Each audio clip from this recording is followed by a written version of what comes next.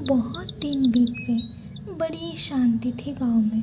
सब अपने अपने काम में व्यस्त थे। कोई कुछ कर रहा था तो कोई कुछ।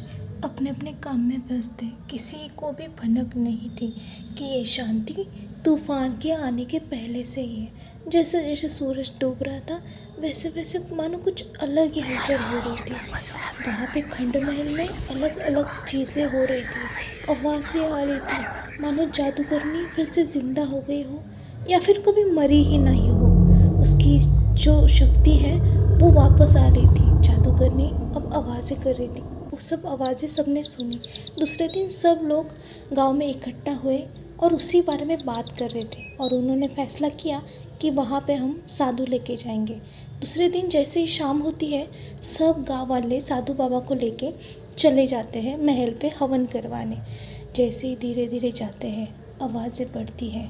महल के पास चले जाते हैं, हिम्मत करके चले जाते हैं। सबको बहुत ज़्यादा डर लगता है लेकिन जैसे तैसे वो महल के अंदर चले जाते हैं। जैसे ही महल के अंदर चले जाते हैं सब लोग जादूगरनी को आवाज़ देते हैं, कहाँ छुपी हो, बाहर आ जाओ, हम तुम्हें मारने आए हैं।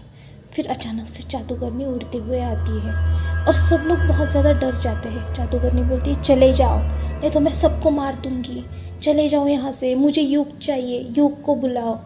जादूगरनी को ने बताया कि युग हमारे साथ नहीं आया और वो नहीं आएगा।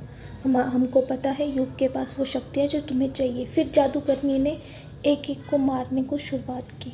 वो सबको बेहोश कर रही थी। सब बहुत घबरा गए। पहले इंसान को किया फिर बाद में सबको किया। युग को आना ही पड़ा।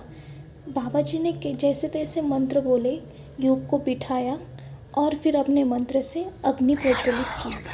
फिर जादूगरनी की शक्ति कम हो रही थी, वो शक्तिहीन हो रही थी और अग्नि में जा रही थी।